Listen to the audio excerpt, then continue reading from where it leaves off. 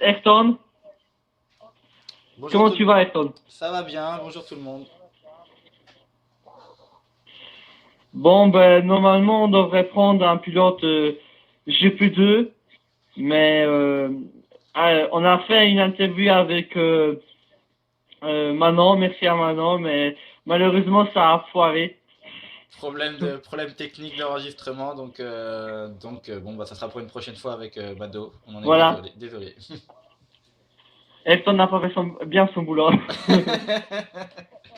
Mais on a un invité de dernière minute, un invité surprise. Oui, eh ben, c'est un invité spécial. On lui remercie très fortement. C'est les pilotes Formule 1, Fred Bull. Applaudissements. Bonjour, Salut Fred. bonjour à tous. Tu, Je, tu, je sors en catastrophe de ma voiture pour faire la route secours. C'est un peu ça, c'est un peu ça. Tu sauves la radio. Oui. tu vas bien sinon? Bien, ouais, nickel. Donc, ben, on va partir comme d'habitude. Ayrton, statistiques de Fred. Alors, les statistiques de Fred, il a déjà une très très belle carrière sur Alonso F1 Team. 56 grands prix à son compteur, ce qui en fait parmi quand même les pilotes les plus fidèles. 56 grands prix, tous disputés en Formule 1 et 6 victoires au compteur. 6 victoires, c'est dans l'histoire, dans le palmarès d'Alonso F1 Team, c'est aussi un beau score car c'est le troisième pilote en F1 à avoir remporté le plus de courses. Il a aussi à son actif 4 pole positions et 21 podiums. Sa meilleure performance a été lors de la saison 3 où il a été vice-champion du monde Formule 1, c'est pas rien, derrière Fed, l'intouchable Fed. Et ça évidemment avec Red Bull avec qui il est fidèle depuis maintenant 3 saisons. Voilà en quelques chiffres pour les stats de Fred. Et on pourrait finir sur un dernier point, c'est qu'il a plutôt plutôt bien débuté sa saison 5. Il est actuellement 3ème au classement F1. Voilà. Bon, il n'y a pas d'erreur dans les stats. C'est bon, c'est validé. Merci Ayrton pour ces conseils, comme d'habitude. Sinon, ben, la première partie, ça va, ça va aller avec la Formule 1, puisque c'est Fred qui est invité. Oui, alors Donc Ayrton, oui, je vais rappeler les résultats de Formule 1. Donc le podium avec la victoire de Fed sur Williams, sur ses terres à Monaco. Donc il aura devancé une surprise, Mimi Sikou, qui après un début de saison plutôt difficile aura bien réagi, donc deuxième. Et puis Ben Fall, pardon, troisième, Ben Fall qui continue aussi son beau début de saison. Il reste toujours dans les roues de Fed au classement, enfin 37 points, mais bon, ça fait son cinquième podium en 6 courses et c'est plutôt un début de saison réussi pour le pilote Lotus qui reste dans le coup. Voilà pour les résultats du Grand Prix de Monaco F1. merci Ayrton. Sinon, Fred, comment as-tu vécu ta course à Monaco? À Monaco, c'était une course difficile où je savais que j'avais pas trop le rythme. J'ai fait plus souvent le bouchon tout au long de la course sur des pilotes, mais sachant qu'on pouvait pas doubler, ça allait. Puis bon, bah, j'ai réussi à atteindre la 4e place, ce qui était déjà bien pour moi, j'ai trouvé. Bah, justement, tu as parlé d'accrochage là en F1. Et comment juges-tu les petits accros qu'il y a eu, notamment entre Benfal et Salva et Epitech et Salva? Pour toi, c'est impossible de doubler à Monaco ou c'est des faits de course? Bah, pour moi, c'est impossible de doubler à Monaco, sauf une petite erreur d'un des deux, enfin du celui qui est devant. Je l'ai vécu moi-même. Salva était derrière moi, je l'ai bouchonné plusieurs tours. Il n'arrivait pas à me doubler et puis sur une erreur, il m'a doublé et j'ai pas forcé. Et pareil avec Mimi, il n'arrivait pas à me doubler, une erreur, il me double. Et puis tac, j'ai pas fait l'erreur devant lui, il a jamais réussi à me doubler alors qu'il était plus rapide que moi. Il faut être patient, c'est de la Formule 1, c'est pas du stop car.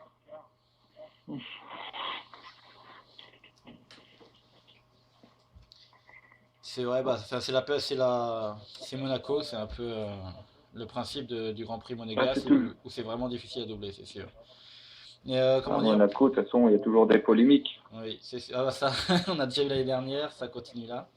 Et pour continuer sur les résultats F1, que penses-tu de la performance de Fred, encore vainqueur chez lui, et puis aussi de la surprise, Mimi Siku?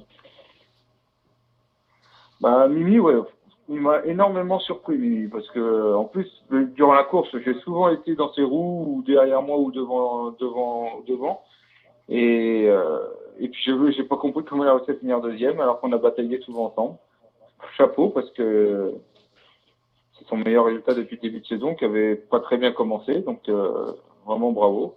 Et Fed, bien sûr, bah, il est intouchable chez lui, c'est le meilleur, et puis même ça arrive partout, à part Bahreïn, il fait sans faute. Sinon, t'as fait quatrième à Monaco. Est-ce que tu pensais faire mieux ou t'es satisfait du résultat? Ah non, je suis satisfait parce que je pensais pas finir dans les 5 premiers. Pour moi, c'était déjà une bonne résultat à Monaco. Ouais, donc un bon résultat. Et on va continuer donc à Voilà. parler de toi, et plus précisément de ton écurie, Red Bull, et de ton coéquipier. Tu penses quoi de ton coéquipier et de son début de saison notamment, même s'il a manqué de courses les deux dernières? Bah, sur les 3 premières courses, il était pas mal. Et puis, bon, à Bahreïn, il était un peu en dessous. Et puis là, il y a eu 2 absences, donc ça n'a pas aidé. Donc l'écurie commence à avoir beaucoup besoin de lui. Normalement, il fait son retour demain. Et je pense qu'il sera compétitif pour marquer de gros points. Mais il a besoin de rouler. C'est sa première saison. Il a besoin de prendre de l'expérience. Mais je pense qu'il est capable de faire un podium durant la saison. Et pour la performance collective de Red Bull, troisième actuellement au constructeur. Bah, je crois qu'on va avoir difficilement réussir à faire mieux. On va déjà essayer de contenir Ferrari, c'est pas gagné. Mais Lotus est quand même plus de 40 points devant nous. Certes, on est qu'au tiers de la saison et tout peut encore changer, mais je crois que si on finit dans les 3 premiers, ça serait déjà bien. C'est notre objectif. Ok.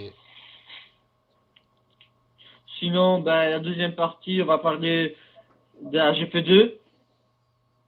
Je vous rappelle les podiums. Ben, pour une fois, c'est pas Quentin qui a gagné. Surprise.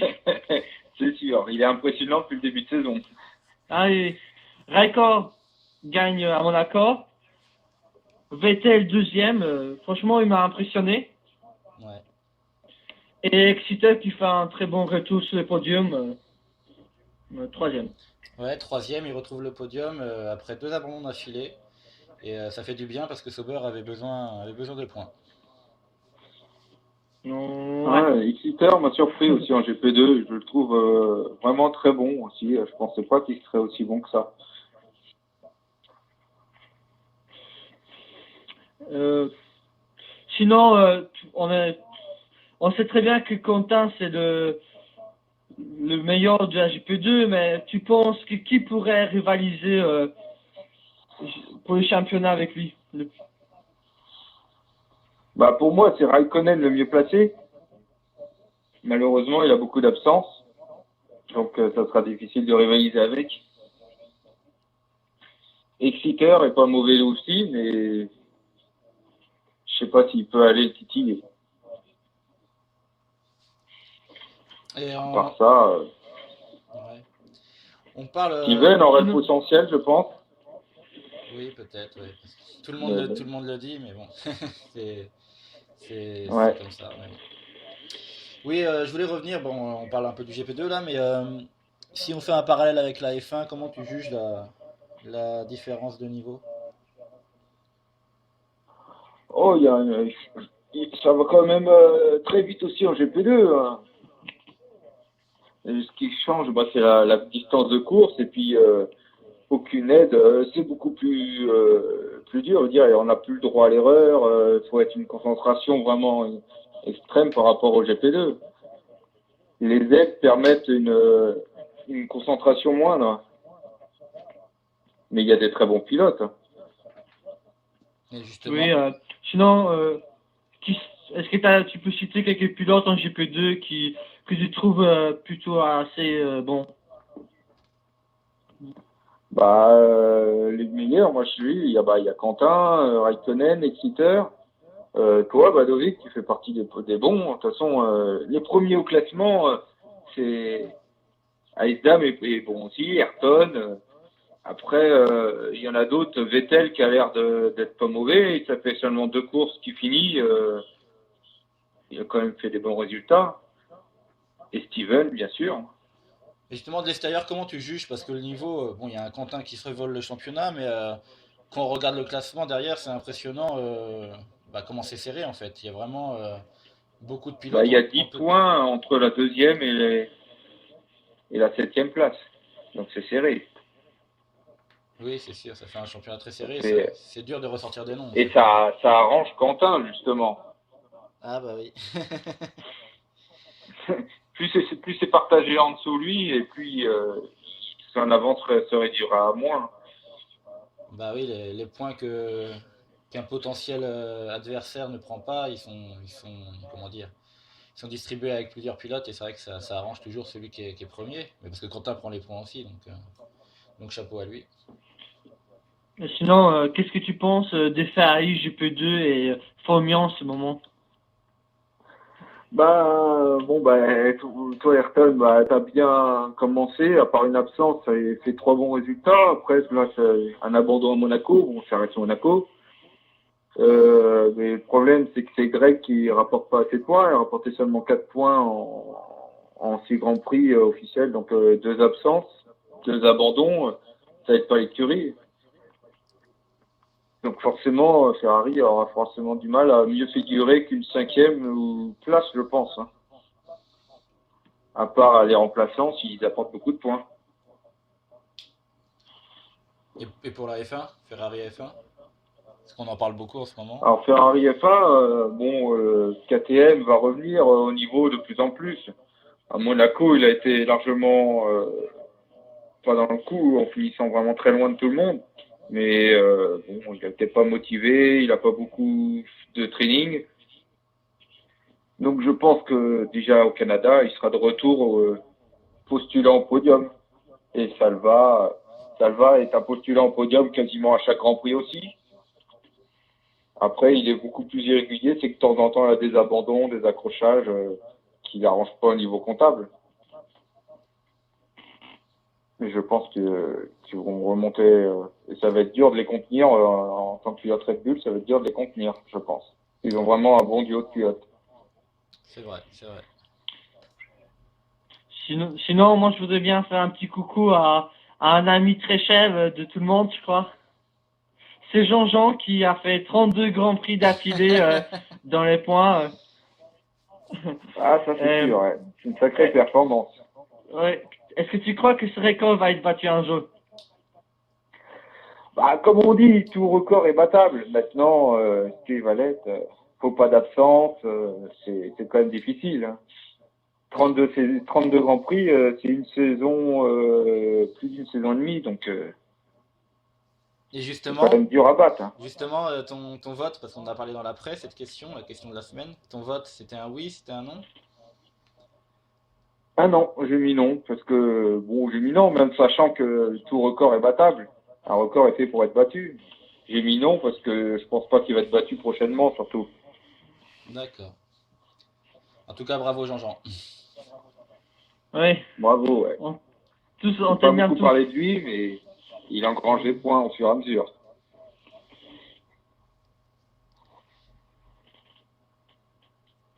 Sinon, mais sinon, il a toujours un record qui continue, non? C'était quoi encore ton record? Ça, comment? J'ai pas compris, Daniel. C'est quoi encore le record qu'il a toujours Ah, le record, il a le record de Grands Prix consécutifs. Là, on parle pas de points, mais de Grands Prix consécutifs disputés. Il en est à 46.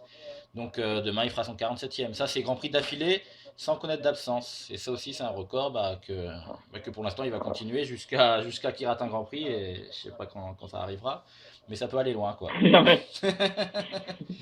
Ça, c'est encore plus dur à battre.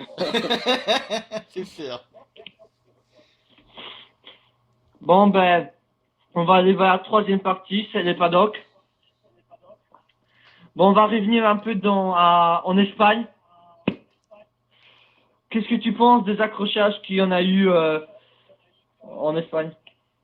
À froid, comment tu juges? Lesquels particuliers? Bah, le T'as tien, t'as connu? le tien surtout. Enfin, c'est pas vraiment un accrochage, mais ce que tu as eu avec KTM, à froid, 2 semaines après.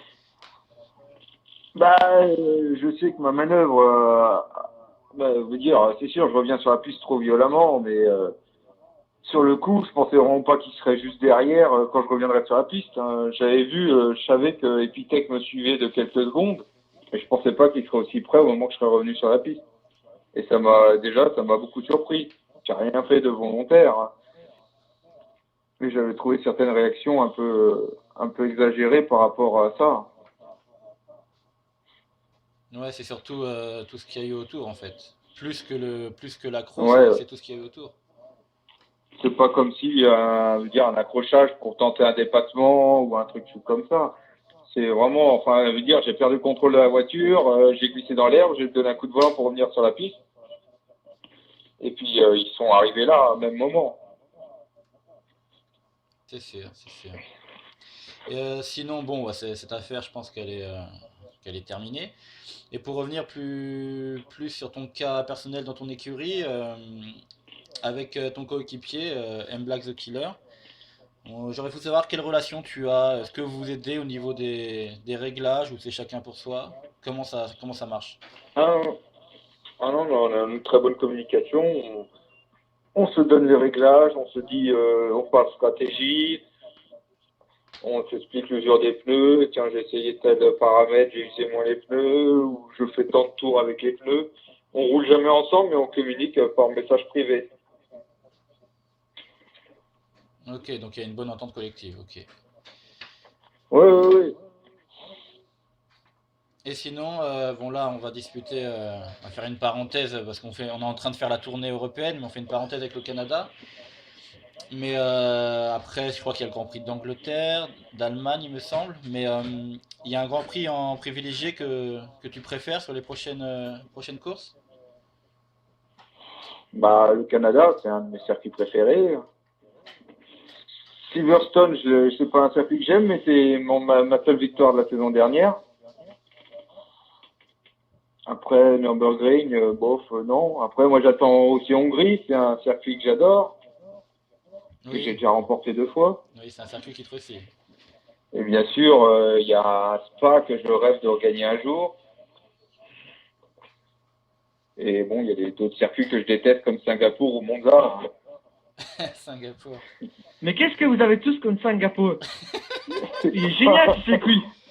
Et Daniel, je l'ai gagné, mais je le déteste. Daniel, il l'adore. Il a failli faire son meilleur résultat là-bas. Je l'aime pas. Bah, moi non plus. Hein. Ni Monza. Hein. Je comprends pas Monza. Ah bah Monza, c'est Ah, particulier. Monza, moi j'aime bien aussi. Non, C'est facile. en fait, Daniel, il C'est aime tous les facile. circuits que la plupart détestent. Bon, on te laissera aller sur le podium sur cela, Daniel. Ouais. Sinon, bah, je pense qu'on va bientôt terminer, mais on va encore. Bah, c'est mon boulot ça. Non, mais attends, justement, j'avais encore un truc à dire, Daniel, parce que là, on va bientôt arriver dans le temps, mais je voulais encore parler un tout petit peu encore de la F1 parce que je voulais parler de la situation de Pérez et Tagad, ces deux pilotes qui généralement sont contre Fred. Je voulais savoir ce qu'il en pense, et puis enfin pour finir, bah, quel est son objectif pour la fin de saison personnelle. J'ai pas compris le premier, c'est qui? Pérez et Tagad. C'est qui ça? Ah oui, le Mexicain. Ah oui. Ah là, Ouais, sinon, c'est qui? Il est où, classement déjà? Je le vois pas. Ok, ça veut tout dire. Ah. Petite pique vers le petit Mexicano qui a des difficultés en ce moment, mais je pense qu'il va faire quelques bonnes performances, même si cette saison sera sûrement compliquée pour lui. Je suis sûr qu'il reviendra plus fort en saison 6. Sagat, c'est un peu la même chose. Déjà, il a beaucoup d'absence et pas beaucoup d'entraînement, du mal à s'adapter au nouveau F1 2013. Mais c'est quand même un pilote très régulier. qui finira quand même, je pense, dans les 5 premiers. Hein. À moins. Il a toujours fini dans les 5 premiers au championnat, donc ça serait une surprise s'il ne finissait pas cette saison. Ok. Et en fait, pour toi, en fait, au final, ton objectif? Bah, moi, mon objectif, ça a toujours été, comme chaque saison, de finir dans les 5 premiers. Ok. Maintenant, je suis troisième, mais ça va être dur de tenir face à Chris. Puis bon, j'ai bien commencé par 2 podiums. Après, j'ai eu des mauvaises performances à cause de certaines conditions de course qui m'ont pas été aidées avec de la pluie ou des mauvaises stratégies. Donc, je sais pas si je vais pouvoir tenir troisième très longtemps. J'ai de gros espoirs pour demain, mais rien n'est gagné d'avance. C'est vrai. Et pour le championnat des constructeurs? Bah, champion constructeur, comme j'ai dit, Red Bull vise les 3 premières places. On l'a dit au début de saison. Après une saison 4 décevante, là, on veut vraiment revenir sur le podium des écuries. Mais bon, ça tient pas qu'à moi. J'ai besoin de mon coéquipier qui soit présent et qui marque de gros points, comme au début de saison.